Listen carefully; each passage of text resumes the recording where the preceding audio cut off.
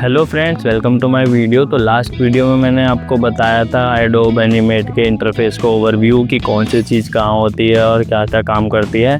तो आज की वीडियो में मैं स्टार्ट करने वाला हूँ उसके टूल्स के बारे में कि कौन सा टूल होता है, किस काम आता है और उसे कैसे यूज़ करते हैं। तो जो हमारा पहला टूल है इसे हम बोलते हैं सिलेक्शन टूल। अगर आप सिलेक्शन टूल के साइड में राइट क्लिक करोगे माउस से तो देखो सिलेक्शन टूल के नीचे एक सब सिलेक्शन टूल भी आता है। तो आज की वीडियो में मैं इन दोनों के बारे में आपको बताऊंगा कि दोनों टूल क्या होते हैं और कैसे काम आते हैं और कहाँ कहाँ इनका यूज़ होता है। तो सबसे पहले हम सिलेक्शन टूल के बारे में जानेंगे जिसका शॉर्टकट है हमारा वी। तो यहाँ पर सबसे पहले मैं क्या करता हूँ, एक रेक्टेंगल को ड्रॉ कर लेता हूँ। अब देखो जैसे ही मैं सिलेक्शन टूल को सिलेक्ट करता हूँ वी, जिसका शॉर्टकट है वी, मैंने वी प्रेस करा। अब देखो मैं चाहता हूँ कि जो रेक्टेंगल इसकी थोड़ी स्ट्रोक को मैं बड़ा कर देता हूँ ताकि समझने में आसानी रहे। हाँ, तो अब यहाँ पर एक रेक्टेंगल है जिसके अंदर का कलर है ब्लू और जिसकी स्ट्रोक या आउटलाइन जो भी हम बोलें उसका कलर है ब्लैक। तो अब मैं चाहता हूँ इस ब्लू पार्ट को अलग करना। तो सिंपली मैं क्या करूँगा कि इस ब्लू पार्ट पे एक बारी लेफ़्ट क्लिक करूँगा। मैंने अभी सिलेक्शन टूल को सिलेक्ट कर रखा है वी प्रेस करके। तो अब मैंने जैसे ही एक बार क्लिक करा तो आप देख सकते हैं कि इस ब्लू पार्ट का कलर में थोड़ा सा चेंजेस आया। अब इसे सिंपली माउस की लेफ़्ट क्लिक बटन को दबाते हुए सेलेक्ट करके अलग कर सकता हूँ। तो ये देखो ये बिल्कुल अलग हो गया, लेकिन इसकी जो आउटलाइन है वो तो वहीं की वहीं रह गई। तो अब मैं वापस अंडू कमांड दूंगा कंट्रोल Z से। अब मैं क्या करूँगा कि इस रेक्टेंगल पर डबल क्लिक करूँगा। तो अब देखो ये आउटलाइन के साथ पूरा अंदर का हिस्सा भी सिलेक्ट हो गया। यानी कि इससे आपको समझ आता है कि अगर आप एक बारी क्लिक करोगे तो सिर्फ वो हिस्सा सेलेक्ट होगा जिसका आपने क्लिक करा है, और अगर आप डबल क्लिक करोगे तो उससे कनेक्टेड जो भी होगा वो सारा सेलेक्ट हो जाएगा। सेम ऐसे ही अगर मैं आउटलाइन के बस एक हिस्से को एक सिंगल क्लिक करता हूँ तो देखो आउटलाइन का बस वही हिस्सा सेलेक्ट होता है, पूरी आउटलाइन सेलेक्ट नहीं होती। लेकिन अगर मैं आउटलाइन के उस हिस्से पर डबल क्लिक करूँगा तो देखो पूरी आउटलाइन सेलेक्ट हो रही है। तो सिंपल है, अगर आप एक क्लिक करोगे सिर्फ वो हिस्सा वो कलर सेलेक्ट होगा जिस पे आपने क्लिक करा है, लेकिन अगर आप डबल क्लिक करोगे तो उससे कनेक्टेड जितनी भी चीज़ें हैं सारी की सारी सेलेक्ट हो जाएंगी। ठीक है, तो ये सिलेक्शन टूल का वर्क होता है कि अगर आपको कोई भी चीज़ सेलेक्ट करनी है, जैसे मान लो मेरे को रेक्टेंगल सेलेक्ट करके मूव करना है इधर से उधर, तो हम सिलेक्शन टूल की मदद से सेलेक्ट कर सकते हैं।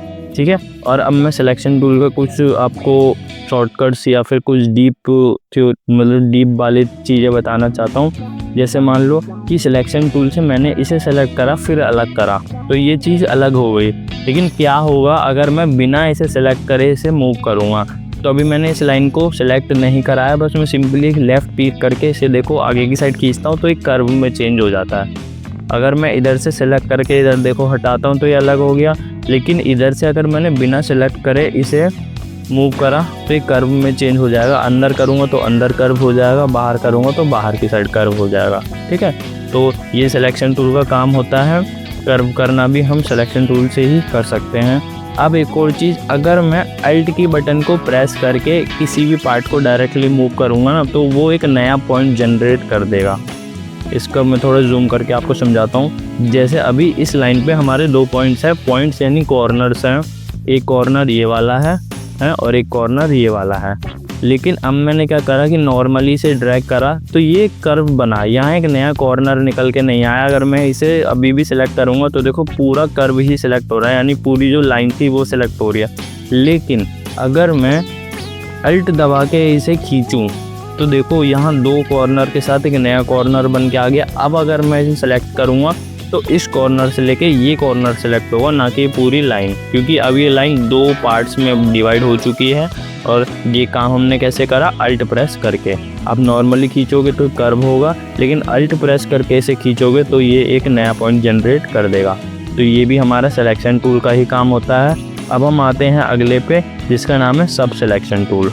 तो आप बस इतना समझ लीजिए, सिलेक्शन टूल सेलेक्ट करने के लिए होता है, सब सिलेक्शन टूल भी सेलेक्ट करने के लिए होता है। लेकिन फिर भी दोनों में डिफरेंस क्या होता है ये मैं आपको बताता हूँ। अगर आप नॉर्मल वी प्रेस करके सिलेक्शन टूल से इसे सेलेक्ट करोगे, देखो मैंने पूरे बॉक्स को सेलेक्ट करा तो बॉक्स सेलेक्ट हुआ। ठीक है, और अगर मैंने इस लाइन को सेलेक्ट करा पूरी लाइन सेलेक्ट हुई। लेकिन अगर मैं ए प्रेस करके सब सिलेक्शन टूल से पूरे बॉक्स को सिलेक्ट करूँगा तो वो बॉक्स को सिलेक्ट ना करके उसके जो कॉर्नर्स हैं ना उन्हें सिलेक्ट करेगा। तो इसे देखो मैं मूव कर सकता हूँ। अगर मैं इस पॉइंट को पकड़ के मूव कर रहा हूँ तो ये मूव हो रहा है। अब मैं क्या करता हूँ कि सिर्फ इस कॉर्नर को सिलेक्ट करता हूँ और इसे यूँ खींचता हूँ। तो देखो यहाँ मैं इस कॉर्नर को खींच पा रहा हूँ। इसे भी अगर मैं खींचूँगा तो देखो इसे भी खींच पा रहा हूँ। यानी कि सिलेक्शन टूल पूरी लाइन को सिलेक्ट करता है और सब सिलेक्शन टूल उसके कॉर्नर पॉइंट्स को। अब मैं आपको एक छोटा सा एग्जांपल देता हूँ कि सब सिलेक्शन टूल का यूज़ कहाँ होता है। सिलेक्शन टूल का तो हम समझ गए कि उसे अगर हमें मूव करना है कहीं पर भी या लाइन को थोड़ा मॉडिफाइड करना है, कर्व वगैरह करना है, तो वहाँ सिलेक्शन टूल का काम होता है। लेकिन अगर मैं बात करूँ कि सब सिलेक्शन टूल का यूज़ कहाँ होगा तो ये मैं आपको बताता हूँ। फॉर एग्जांपल आप टाइम लाइन में आके देखो, फर्स्ट फ्रेम पे मेरी शेप ऐसी है। अब मैं चाहता हूँ कि 10th फ्रेम पे मैं एक नई की लगाता हूँ। ये की अभी आपको समझ नहीं आएगी लेकिन फिर भी मैं आपको थोड़ा बहुत समझाने की कोशिश करता हूँ। अब मैं चाहता हूँ कि 10th फ्रेम पे जो मेरी की है वो थोड़ी चेंज हो जाए। तो मैं क्या करूँगा कि पहले फर्स्ट फ्रेम पे selection tool, normal selection tool से कर्व बना लिया। ठीक है, ये मान लो एक सेकेंड, मैं फर्स्ट फ्रेम पे आता हूँ और मैं इसे हल्का सा कर्व कर देता हूँ। ठीक है, अब मैं चाहता हूँ कि 10th फ्रेम पे ये इस ही कर्व के साथ थोड़ा ये वाला हिस्सा तो यहीं रहेगा और ये वाला हिस्सा जो है ये थोड़ा बढ़ के आगे की साइड आ जाए।